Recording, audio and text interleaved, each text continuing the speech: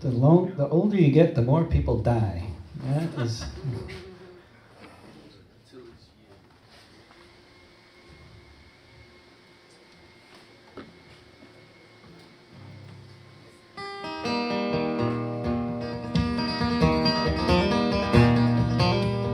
My name is John Riley.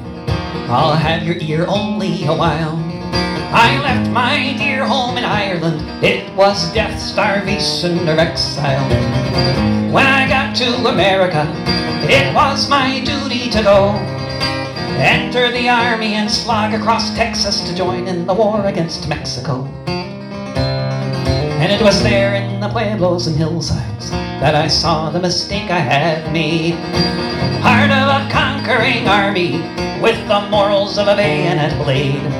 And there amidst these poor dying Catholics, screaming children, the burning stench of it all, myself and 200 Irishmen decided to rise to the call. From Dublin City to San Diego, we witnessed freedom denied. So we formed the St. Patrick Battalion and we fought on the Mexican side.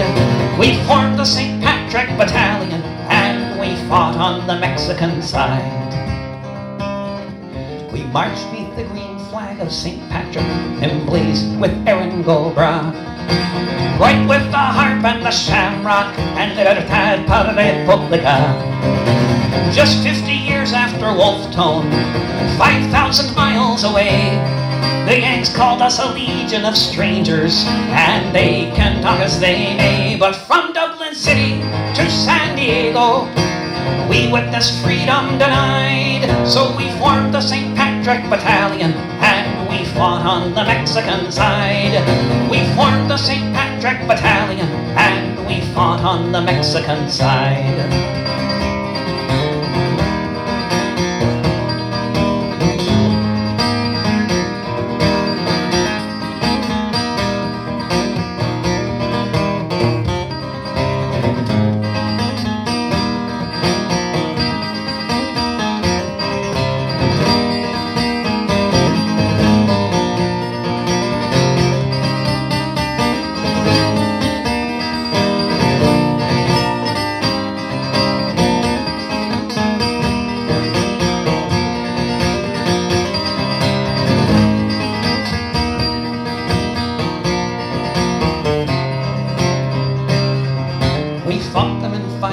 Battles.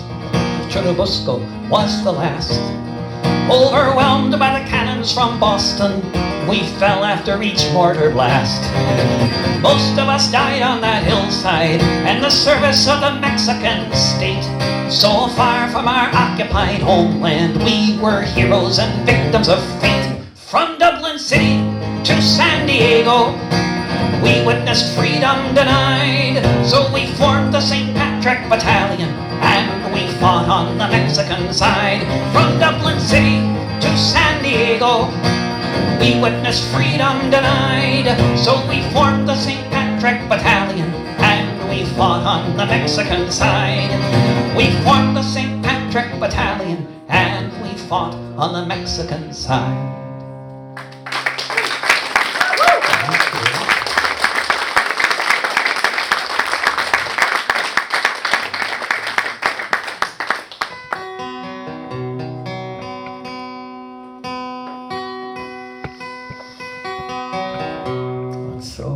Lovely to see you here, and it's been a very long and boring pandemic, well, except punctuated by death. I mean, death is not boring, I guess, but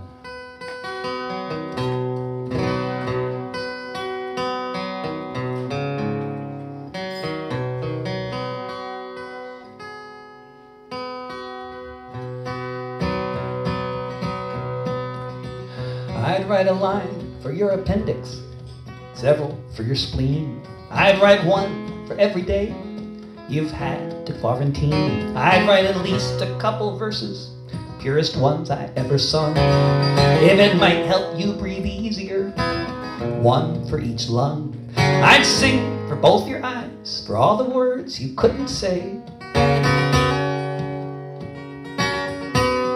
If a song could make your troubles go away, I'd write a line for the state in the hope it might fulfill a few basic obligations, a verse for the popular will, for all the help that was promised, for each check that never came, a few words for the hunger, a few more for the shame, for a little while, a lullaby to keep it all at bay. If a song could make your troubles go away, I'd write a line for every pickup truck loaded up with freight, one for every worker burdened by the weight, one for the cartoneros, for each bag stuffed with cans, verses for the veterans and for those who just began, one for each evacuee looking for a place to stay. If a song could make your troubles go away, I'd write a line for all the lonely, for the imprisoned and the trapped, one for every trouble in which each of us are wrapped. I'd write verses for the future, for how things must evolve if these inequities are problems that we really want to solve. I'd write a verse about the dreamers dreaming of a better day. If a song could make your troubles go away, if a song could make your troubles go away.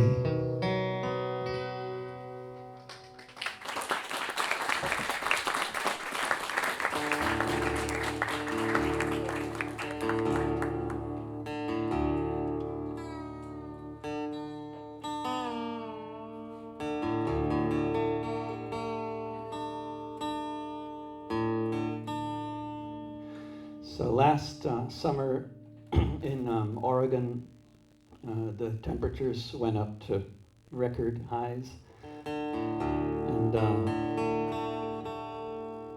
yeah, what was it in 116 degrees Fahrenheit? I always forget about Celsius, what that is in Celsius, but it's a lot. It's hot, not quite 50. I think it was 47.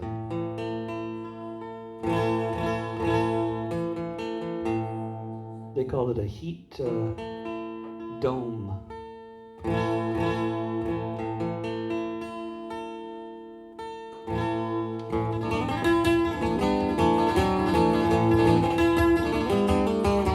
Blankets bombing Baghdad, there's a famine in Tigray. Fires are burning in Flagstaff, blocking out the day. The wind blows so fiercely, the grass is turning brown. It's 116 degrees in Portland town.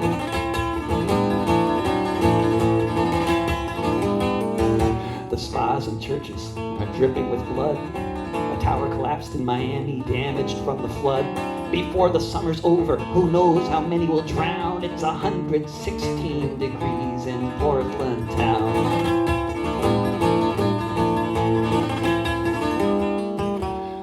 The houses are rising like never before, along with ocean waters as the temperatures soar. The developers develop, water tables go down. It's 116 degrees in Portland town.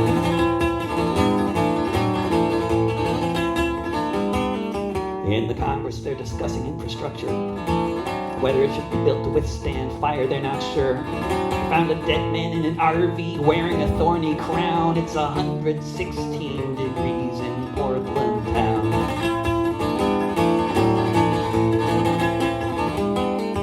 Outside the motel, a man was flipping out. He called 911 to tell them about his need for mental health care, so they came and shot him down. It's 116 degrees in Portland town.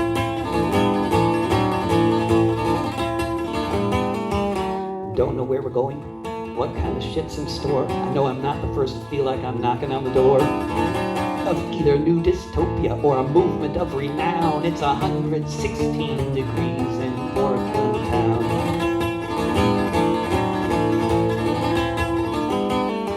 In the farm farms in the valley. They're out picking cherries, dropping dead on the field with a bucket of berries.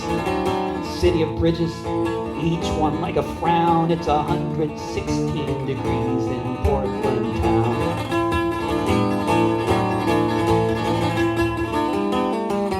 No way out, even north of the border. Welcome to the New World Order. Produced by criminal corporate clowns. It's 116 degrees in Portland town.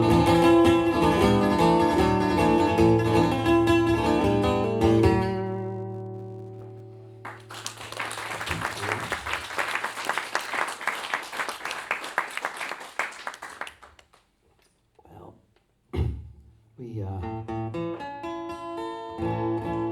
I'm just going to do some songs based on conversations I've been having over the past hour, and this is only tangentially related, but a song about the Welsh Rebellion of 1831 in the town of Merthyr Tydfil, and first use of the red flag as a symbol of revolution that anybody knows of, who has written about it on Wikipedia. And according to all the Welsh historians, 1831, the age of industry begun, for the working folk of Wales life was short. With wages cut again, it was only sensible that then folks took over, shut down the debtors' court. The gentry pulled the wire, told their men to open fire, and restore the rule of their estate. But as the night descended, and the battle ended, the soldiers had all fled behind a gate.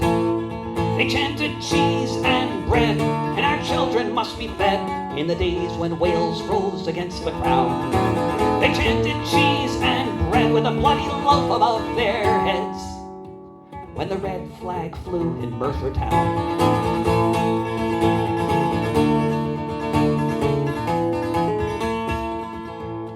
Message went out east and west to put the gentry to the test. The cavalry was ambushed and turned back.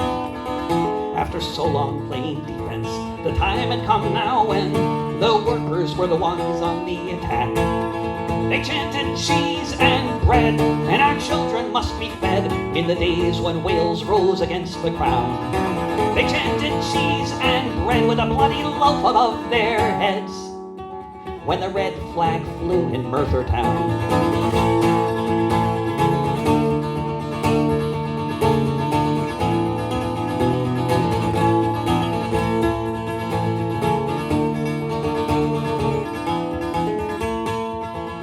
The crown sent soldiers by the score till order was restored. Then came Dick Penderyn's execution, another martyr for the cause, meant to give us pause the next time people call for revolution. They chanted cheese and bread, and our children must be fed, in the days when Wales rose against the crown. They chanted cheese and bread with a bloody loaf above their heads, when the red flag flew in Merthyr town.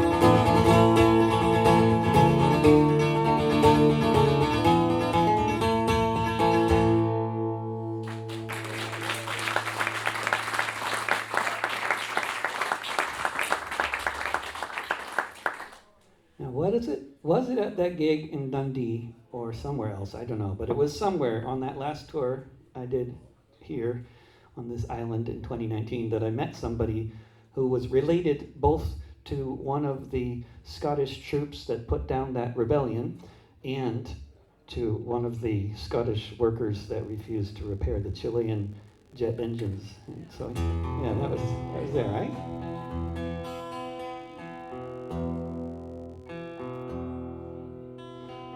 Funny thing being reminded of a gig that happened several years ago, because it's like the memory is kind of coming up from somewhere in the bottom of my brain, is kind of like trickling up, and then there was that conversation. So whenever I get Alzheimer's, I think I'll be ready for it, because it's like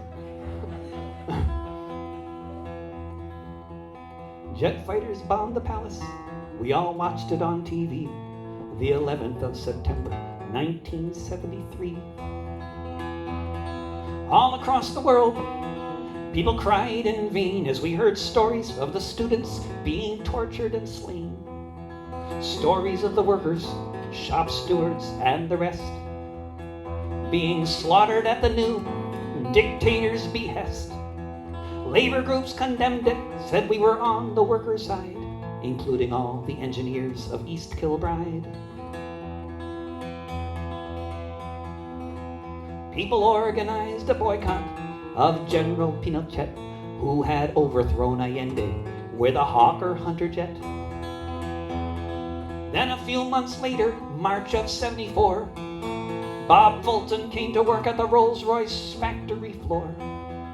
He looked at the orders that had come in that day and found crates with jet engines from Chile, jet engines from the Air Force across the ocean wide, sent to be repaired in East Kilbride. It didn't take a minute for Fulton and his mates to come to the decision they would not touch these crates. Soon 4,000 Rolls-Royce workers voted they agreed to stand with the Chileans in their hour of need. Management decried them, the Tories screamed and cussed, but the Hawker Hunter engines were left to sit and rust. Nowhere else on earth were workers qualified to repair the engines sitting there in East Kilbride. It's often hard to know if you've changed anything a whit, but decades later a Chilean general would admit, for a time in Santiago there were no fighters in the sky, because the whole Chilean Air Force had not one jet that could fly. They may not have changed the world, this group of union engineers, but these crates of metal sat corroding for 4 years. So here's to British Labour, how for 4 years it tried to do what could be done from East Kilbride. Jet fighters bombed the palace, we all watched it on TV, the 11th of September, 1973.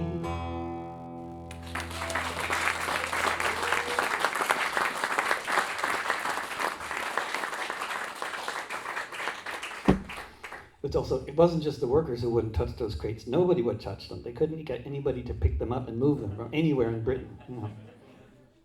They were there for 4 years. They got them away in the middle of the night. So, well, moving, we'll do a little set by geography here. Moving north from Scotland, there's one country in the world that I know of, and only one,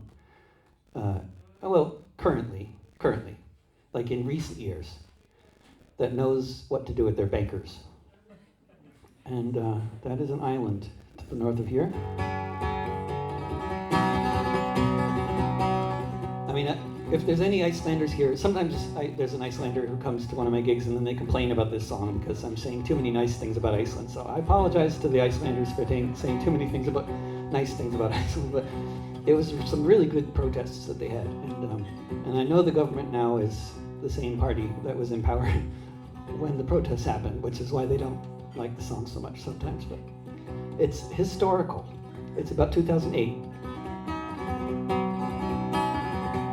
Iceland is an island with 500,000 or so Vikings, mostly known for volcanoes, hot springs, and fishing, known for its welfare state for being good and socialistic, certainly not known for being corrupt or nepotistic. But in the USA and Europe, when they were deregulating banks, Iceland's politicians took bribes and joined their ranks. Soon you had a situation one would think just couldn't be, a bank whose debt was worth 10 times the country's GDP. When Wall Street imploded, sure enough it spread. Banks all over the world were floating in the red. All over the world, governments made the plan to cut spending and raise taxes on the working woman and working man.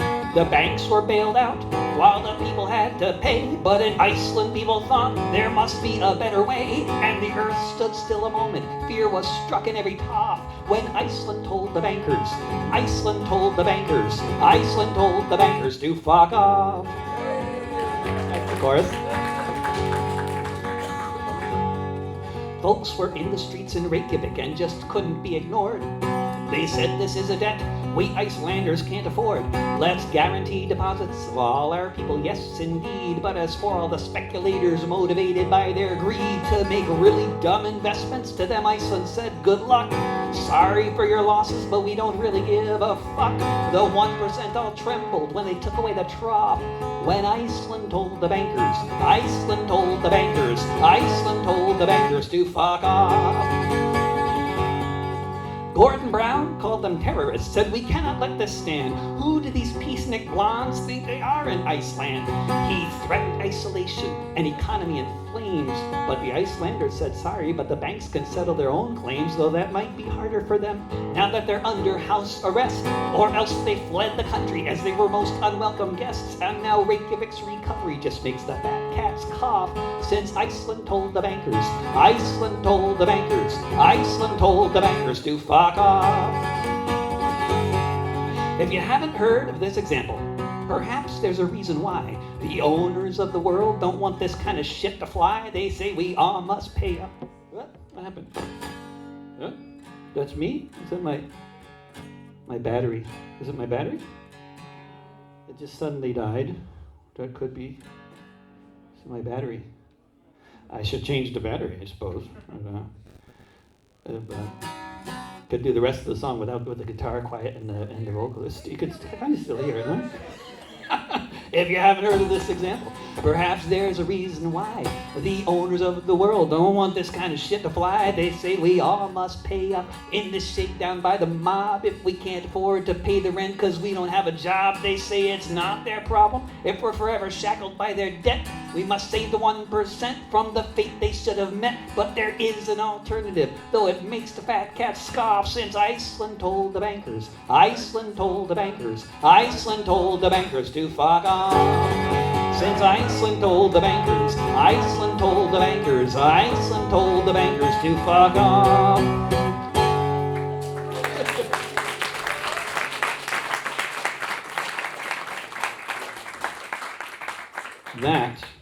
That was a sine wave.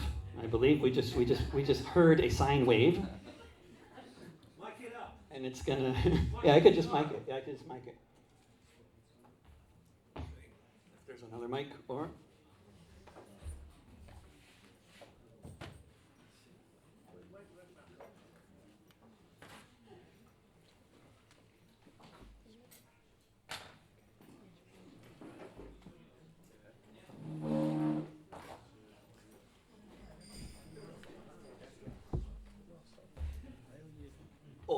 I could take 3 minutes to replace the battery, and you guys just get a beer or something, and I will be right with you. Was walking to his SUV, Alton Sterling. Was selling DVDs, Eric Garner. Had just broken up a fight, Breonna Taylor was asleep in the middle of the night. Tamir Rice was playing in the park. Elijah McClain was out walking after dark. Dominique Clayton was sleeping in her bed where she was shot by a cop in the back of her head. Say their names. Say their names. Say their names. Say their names. Walter Scott was driving to a store. Betty Jones was answering her door. Philando Castile was driving home with his girlfriend. Anthony Hill was naked on the grass when he met his end. Edsel Ford was walking in his neighborhood. Michael Brown was blown away just standing where he stood. Kendra James was shot to death at a traffic stop by yet another unaccountable killer cop. Say their names. Say their names. Say their names. Say their names. Atiana Jefferson was playing a video game with her little nephew. Gunned down just the same. Oscar Grant was celebrating the new year. Handcuffed when the shots rang out that everyone could hear. Eric Reason pulled into a parking spot. Not long after that, was when he was shot. George Floyd was just shopping in a store. Micah Xavier Johnson thought he was still at war. Say their names. Say their names. Say their names. Say their names. Say their names.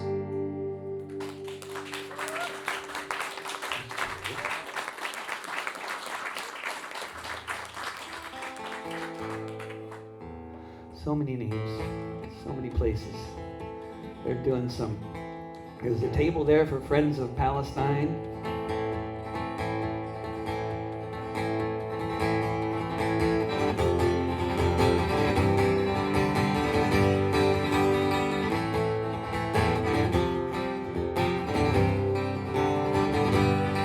I heard them marching, chanting, "Kill them all."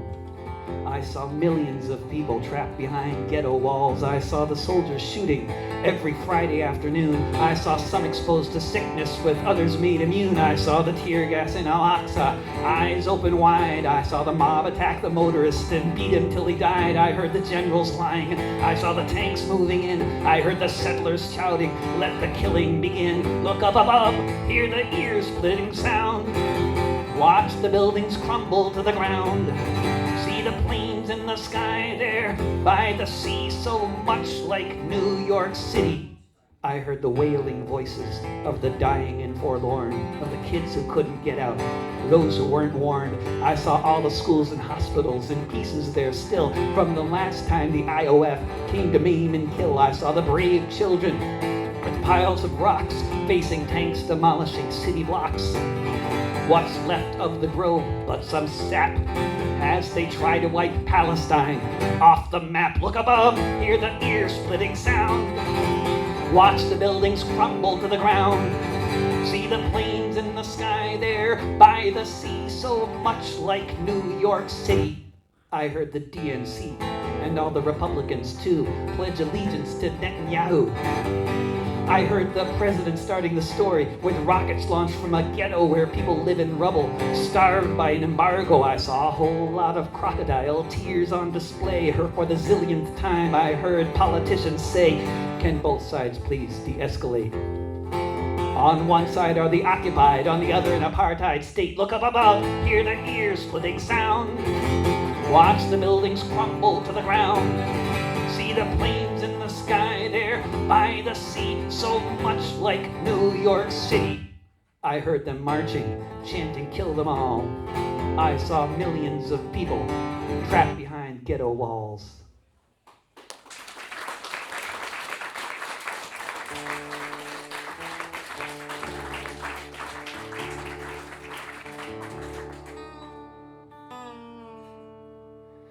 So the certain elements of what we might or might not call the left have turned into a sort of farcical circular firing squad. And I've noticed this is a very much a trend here in England, but it's even more so in the US, I'd say.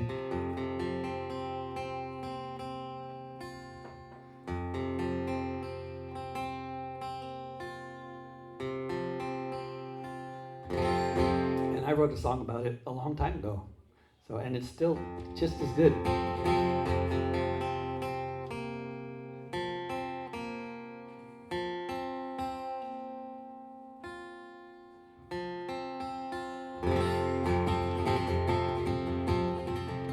I don't drive a car because they run on gas, but if I did, it'd run on biomass. I ride a bike, or sometimes a skateboard, so fuck off all you drivers and your yuppie hordes sitting all day in the traffic queues. I'm a better anarchist than you. I don't eat meat, I just live on moldy chives or the donuts that I found in last week's dumpster dives. Look, you people in that restaurant, I think you are so sad when you could have been eating bagels like the ones that I just had.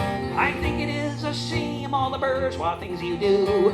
I'm a better anarchist than you. I don't wear leather and I like my clothes in black, and I made a really cool hammock from a moldy coffee sack. I like to hop on freight trains, I think that is so cool. It's so much funner doing this than being stuck in school. I can't believe you're wearing those brand new shiny shoes. I'm a better anarchist than you. I don't have sex, and there will be no sequel, because heterosexual relationships are inherently unequal. I'll just keep on moshing to anti-flag and crass until there are no differences in gender, race, or class. All you brainwashed readers, you just haven't got a clue. I'm a better anarchist than you. I don't believe in leaders, I think consensus is the key. I don't believe in stupid notions like representative democracy. Whether or not it works, I know it is the case that only direct action can save the human race. So when I see you in your voting booth, then I know it's true. I'm a better anarchist than you. I am not a pacifist, I like throwing bricks, and when the cops have caught me and I've taken a few licks, I always feel lucky if I get a bloody nose, because I feel so militant and everybody knows. By the time the riot is all through, I'm a better anarchist than you. I'm a better anarchist than you.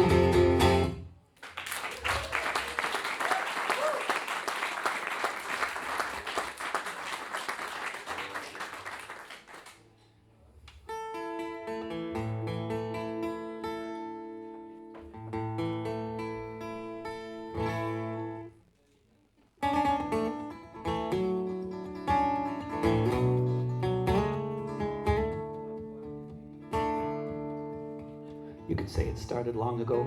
Keep one lifetime in your sights. People were marching for basic civil rights.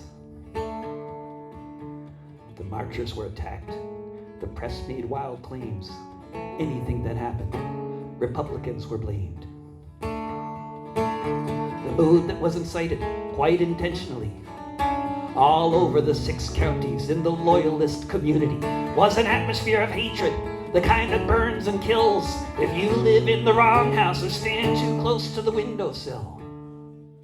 In the pogroms of 1969. With torches, pikes, and guns, neighborhoods were attacked, supported by police if anyone dared fight back.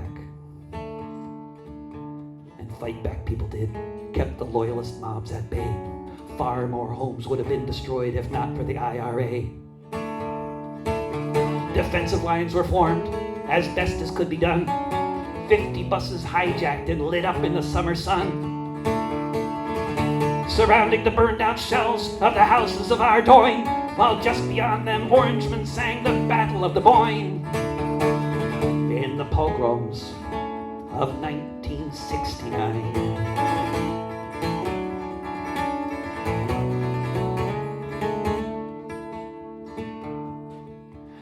Thousands fled the carnage. Hundreds of homes burned down. There was a refugee camp in Dundalk as big as any town. The British Army invaded the north and started building walls, separating ghettos from the bogside to the falls. If you want to understand the world you live in, you have to peel back the layers and look beneath the skin. If you do that, you may find that so much of these troubles began half a century after the black and tans. In the pogroms of 1969.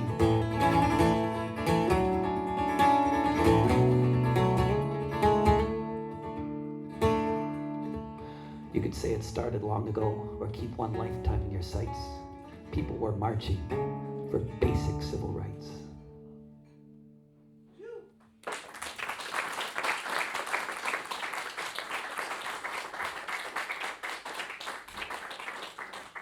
We'll take a little break, and then we'll do it all over again with entirely different songs in about 10 or 15 minutes, okay?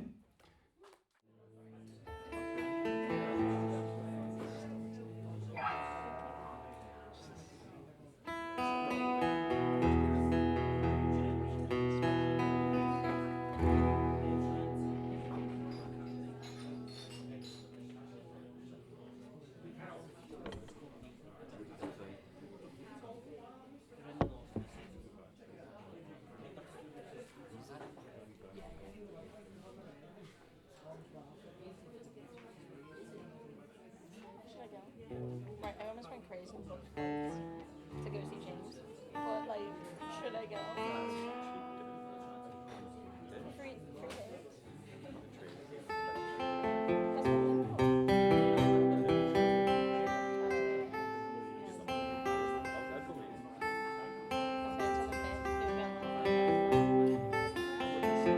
But like, the second show, it's just So I'm actually going to be leaving tonight after the gig and driving to Birmingham so I can drive tomorrow morning to London and sing at the rally against extraditing Assange to the United States. You know, the United States wants to put Assange in prison for 175 years.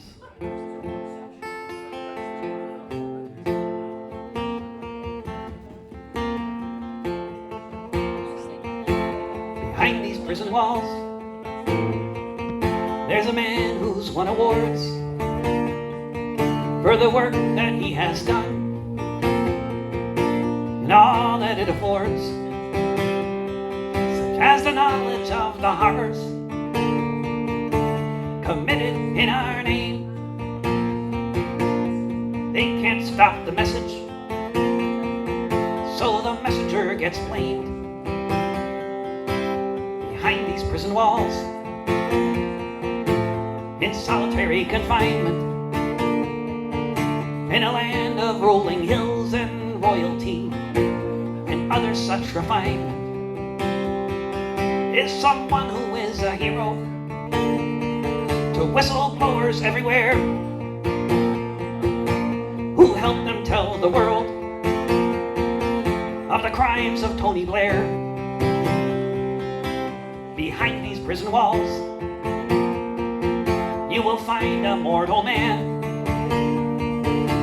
The reason why we know what happened in Afghanistan,